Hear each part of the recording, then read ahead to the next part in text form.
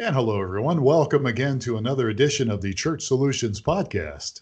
Hi, my name is Steve Lacy. And my name is Phil Thompson. We come to you usually every week, unless we're goofing off. And we've been doing this for many years here. Thanks for listening to our podcast. We're a company that works with uh, churches, ministries. We primarily do streaming video, mobile apps, and some content management stuff, church management stuff.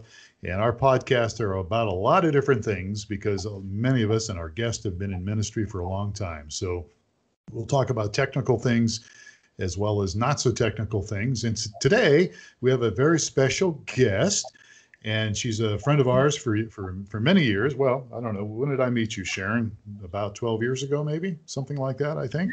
About 10 years. Yeah, run that area there. So Sharon Iuliano is the executive pastor of a live church in Tucson, Arizona, which is where we're all at right now, but we're not meeting. We're just doing all this through, I guess it's Skype right now. So Sharon, thanks for being our guest today. No, thanks for having me. It's good to have you here, and we're excited to talk to you a little bit. And one of the reasons we wanted to have you on today is because, and I know everybody's tired of hearing this, but COVID-19, continues to be an issue in our nation as well as the world. And, many churches stopped meeting. Your church, Sharon, was one of the churches that stopped meeting for a while, and as was mine, where I'm at now. And then you've opened back up, and you've done what you guys call a reentry program, reentry model, so to speak. And so we have a lot of people that listen to this podcast. I mean, pretty much everybody's involved in their church to some capacity. They're either in leadership, as pastors, board people, team leaders, all that good stuff. So what we wanted to talk to you today a little bit about, since you guys have starting to meet, I mean, you've been streaming for many, many years. I used to be a part of your group, and you're still streaming, of course, but you're meeting, but it's very different. And so let's talk a little bit about that today. And what you guys are calling the reentry, am I right in saying that, reentry program or reentry plan? Yes, that's correct. Our last in-person was March 7th and 8th, when our county restricted our meeting in person. So we never closed because we use streaming church services. We were able to continue with our online service. We kept going. So when we went back to reentry, we call it reentry because we're just reentering the building, but we never close. We've always been open. We've always been able to provide services for people to watch online, and we will continue to do so. And that will not stop. That's just the way it's always going to be for us is we'll always have an option for an online service as well as in person. Right. Yeah. So that whole, that was that notion. I know that the staff would sometimes get offended. It's like, when are we going to open again? And everybody go, we are open. So it was kind of we are open. We just haven't re-entered the building yet.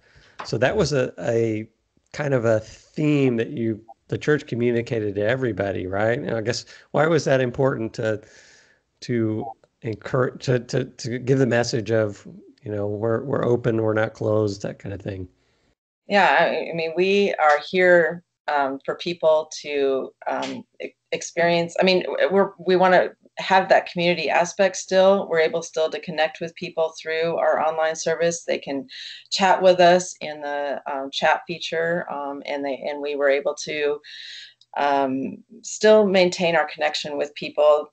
They still feel a part of the service, by maintaining this throughout, all of this coronavirus crisis that we've been in.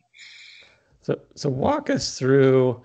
It was March 7th, 8th, and I remember March 15th very well. So ironically, March 14th was not too terrible for us, Phil, but March 15th was just the wheels, everything went crazy. Everyone, tons of people, if the church hadn't closed, the people decided, we're not going, we're going to go online. And we had up to like 10 times our normal audience roll through the door than on that first weekend. So that's burned in my memory for quite a while. So, and it was pretty obvious that, that week and the following, that the churches were going to move to online, and you really didn't have to think about it much, right? Because everyone's moving to online. And then the question starts coming out over the weeks and months of, what's our plan? And certain churches, some got real creative and said, well, we're moving outdoors and we're going to have drive-in services. And others just, said, we're going to focus online and we're going to start these other ministries online. If I wasn't online, I'm going to get online and try to figure that all out. And then the temperature, the notion kind of changed to, when are we going to start the reentry process?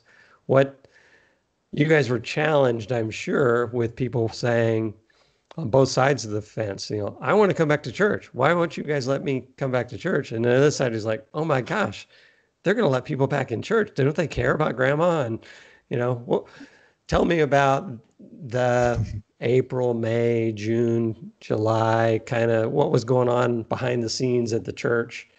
When did you come up with your plan? That sort of thing. When was the plan put together? We decided, we decided to follow our county guidelines for group meeting. When the restrictions lifted where we could begin to meet in person again, they kept a limit at 50. So at that time, we developed a plan to be able to accommodate 50 people into our auditorium. So we set up the plan, back in May, I think. We weren't able to re-enter until mid-August into our building, where we felt that we had a good plan in place. We added the plan to our website. We had our lead pastor record a video explaining why we're doing what we're doing, how we, this is showing how we love our neighbors is by following the government advice on how to socially distance, wearing masks, and that's what we have chosen to do. So we set up a phased plan. Phase one, where we were told to shelter in place, we just stayed online only. We moved into phase two when restaurants were able to have dine-in and retail started opening, and we allowed some small groups to begin to meet into the room. We started really slowly. We have 4 services normally, so we allowed in-person, just really kind of handpicked, really insider people to kind of beta test our reentry so that we knew that we were able to clean everything really well and socially distance and have a good quality in-person service. What was the time frame for that when you started letting select people, the guinea pigs, back, right? Or that was right around August 15, 16, when we started bringing people in. So, sorry to cut you off. Okay. And maybe I'm getting ahead of you here, Sharon. But what was the determining factor of who could come and who couldn't come? We invited our board of overseers, our elders, our group leaders, really insider people that would have a lot of grace for us if we didn't have a great experience at first, because we were streaming. We wanted to stream live. There's cameras involved. There's more cords and cables around than we normally would have. So we just wanted to make sure it was a really safe environment, and we knew the people that we were asking to come in for the beta test were really insider people to our church. So we thought that was the best way to start. And so now we're doing the same thing. We moved all of the cables and got the cameras back in place. So now we're able to have everybody come in, but we are registering still. Right, and it's a limited audience still. Yes, our county only allows 50 people in one room at a time. Right. So we're following that. So as you put the plans together, I mean, initially there's debate around, well, we're only going to let this many people in. What's a worship service going to be like with only, 20% of our normal crowd? What's the experience going to be like? I guess, did you build into the plan, options for like, this isn't working, let's go back to something else, or this worked really well, let's accelerate the plan? Or did you guys have contingencies set up? Yes, we wanted to make sure we were, like I said, having a great experience for both online and in person. And if it wasn't going to be a great experience in person, we were going to go back to just online until we could have a great experience in person. We were able to work out the kinks with our really insider people and figure out seating arrangements, best way to get people in and out of the room. And we felt like at that point, and that's where we are now, that we do have a good experience both online and in person. Yeah. So what are some of the things that you learned with the initial group? Was, I mean, you talked about some of them, the flow through the facility, come in this door, go out this door. I ran into that. I got scolded at In and Out once, when they came in, I stood too close to the person taking my order, and they said, stand back on the tape. And they said, when you leave, go through this door. Don't go through that door. And they lock, those kind of things. What kind of things did you learn through the trial process? We learned we had to have signs. We had to have, we did put the little stickers on the floor with the arrows. We verbally communicated really well. We had volunteers, we had staff members kind of blocking the doors that we didn't want people to go to. So in a friendly way, we're directing people to use the door we wanted them to use. We made it very clear that we're wearing masks.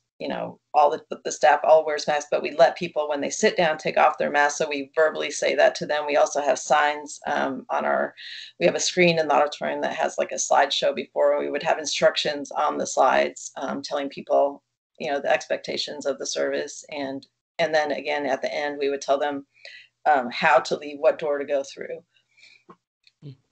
Did you get any pushback from people?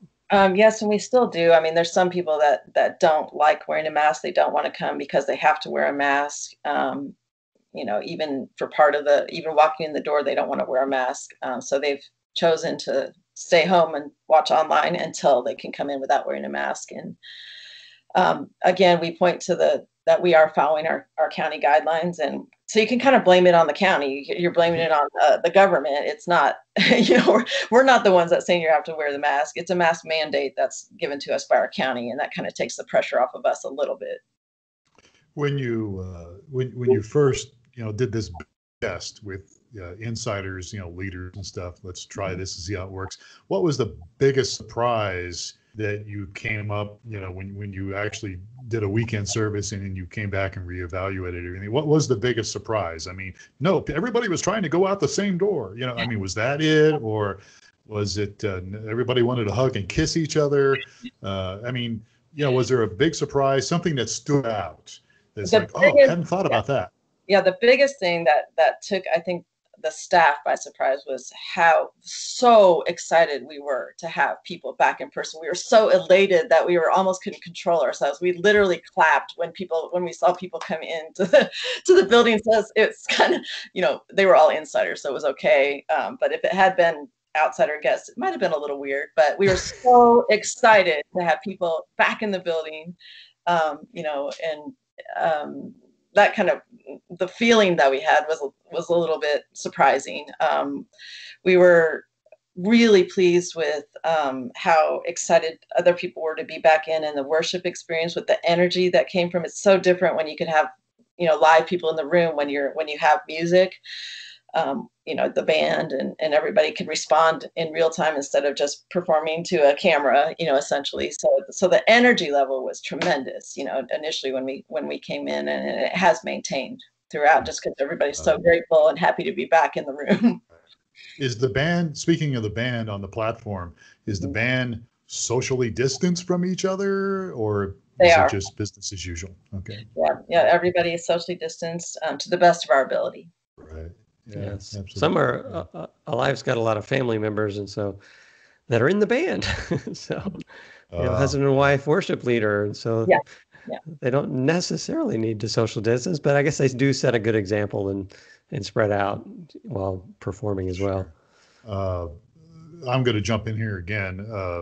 Steve tends to dominate these podcasts. If you've noticed, he tends to just take over. I'm kidding. Actually, Steve asked some really good questions. I was telling Matt today, I said, I've taught him well over the years. And again, I'm just being facetious. He does it all on his own. But how do you choose? Okay, how do you choose who's coming? Because you still have a limitation. Mm-hmm. So, if I just kind of show up, go, hey, I'm gonna come in. How do you guys choose who gets to come in? Because you're still limiting to 50 people. And I had the pleasure of being in your facility recently, we shot a video for streamingchurch.tv, and I saw where you guys had chairs, spread out. So tell us about the process. Who gets in? Is it a lottery ticket? Is it one of those things where people have to pay money to get in? How's that work? No money.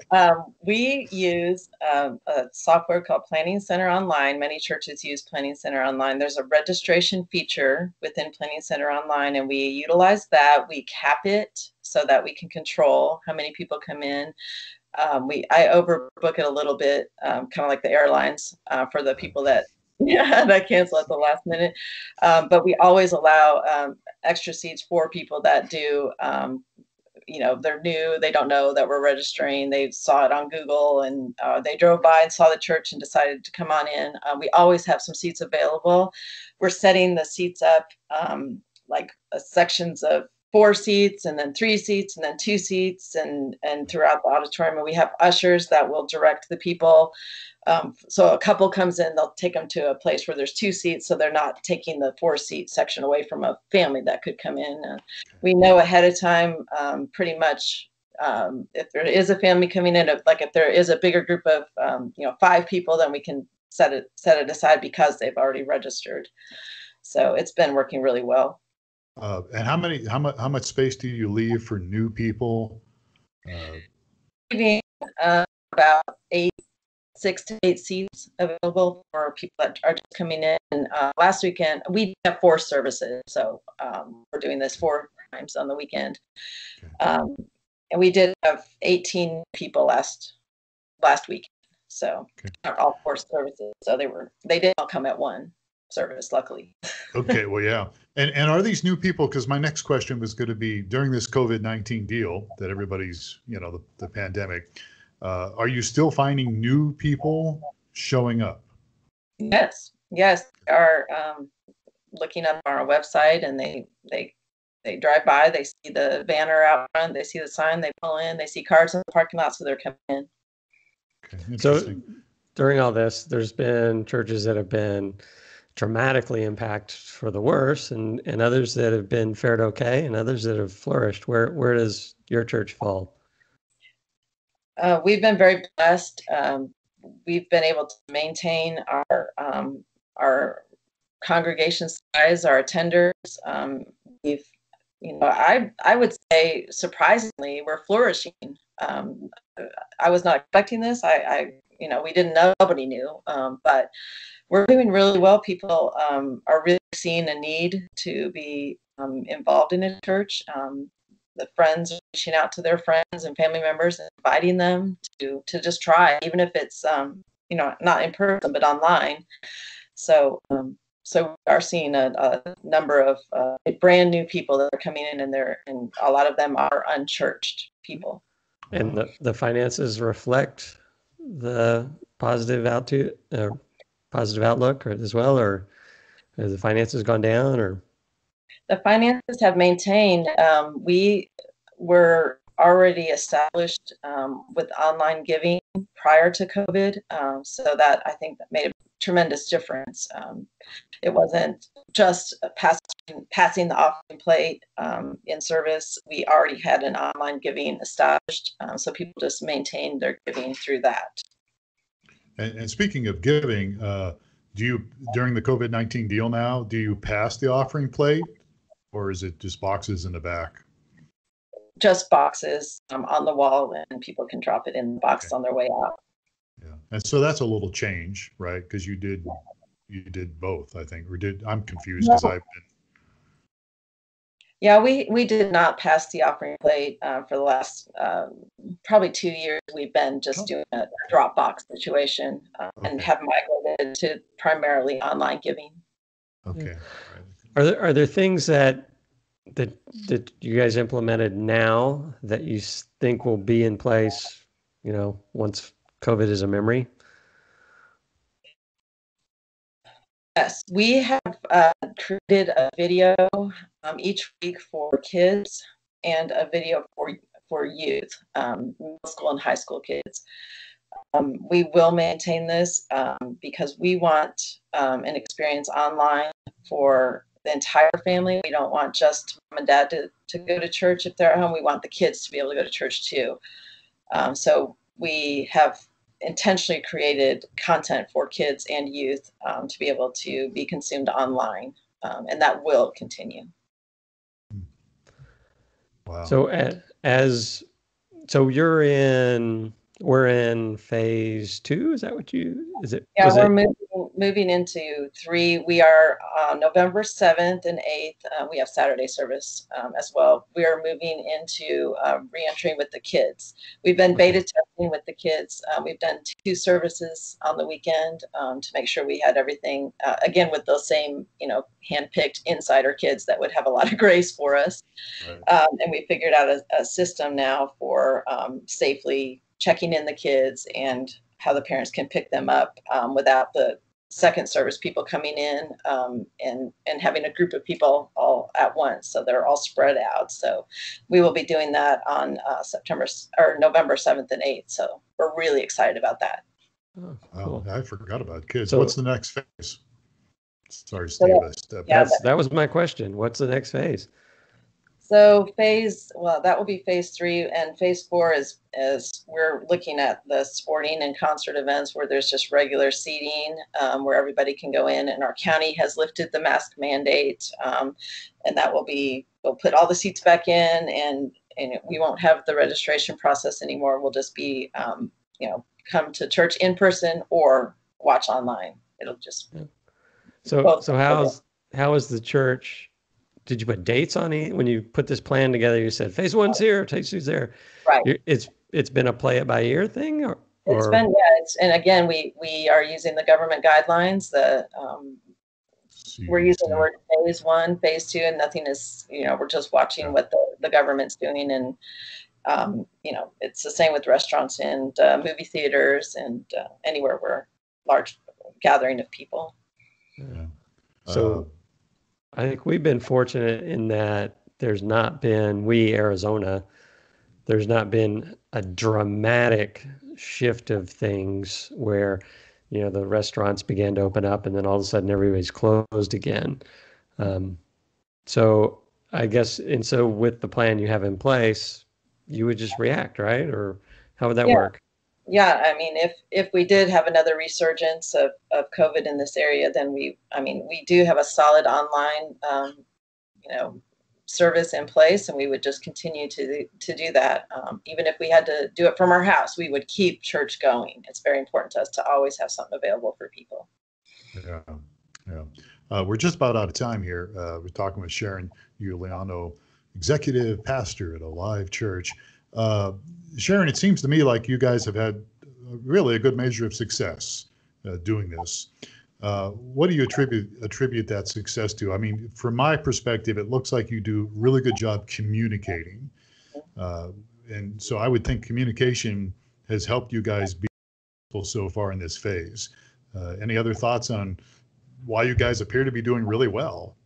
Yeah, I think communication is a key. We did pick up the phones early in March and called people. We actually dialed the numbers and called them and talked to them on the phone, and that made a big difference. Let people know we care about them. How can we pray for them?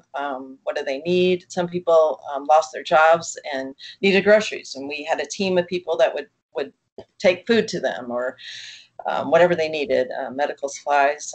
We send regular newsletters out to people so they're receiving email. We have a social media presence, and of course, like I said, our online service has been available every single weekend throughout this whole thing. Yeah. I think you guys use a pretty good company to do that, don't you? Yeah. What's the name of the company? You guys are pretty good. Yeah, I think they're Streaming Church. Anyhow, all right, I'm just doing some self-glossing here. So we're pretty much out of time here. Steve, any quick questions before we kick Sharon out? No, I think this has been very informative. We do this so that other churches can kind of compare notes and learn from each other. Yeah. So you've been a very good example, and I think you've given some people some food for thought, and to kind of emulate what I think Eli's been doing. I think it's been going very well. So if somebody wants to get a hold of you, Sharon, and has questions or something, follow-up questions, what's the best way for people to reach out and contact you? Should they go to alivechurch.com? And our website, you can look at our reentry plan on our website, alivechurch.com, reentry. You can contact me at Sharon at alivechurch.com, SHARON, and I will be happy to answer any questions you have. okay, we've got some internet issues here. You're kind of breaking up. So Sharon at alivechurch.com is your email, right? Yeah. Okay. Yeah, you're breaking up on it. At least on my end, I'm hearing breaking up. But this is what we live in, folks. This is the internet, and it's a little sketchy at times. But anyhow, alivechurch.com is the website. Sharon Iuliano is our guest, or has been our guest today. Sharon, thank you. It's always good to see you. Yeah, thank you, Phil. Appreciate it. All right. And thank you, Steve, for being a part of our podcast as usual. Glad to be here. All right. First of all, thank you for listening, watching this online.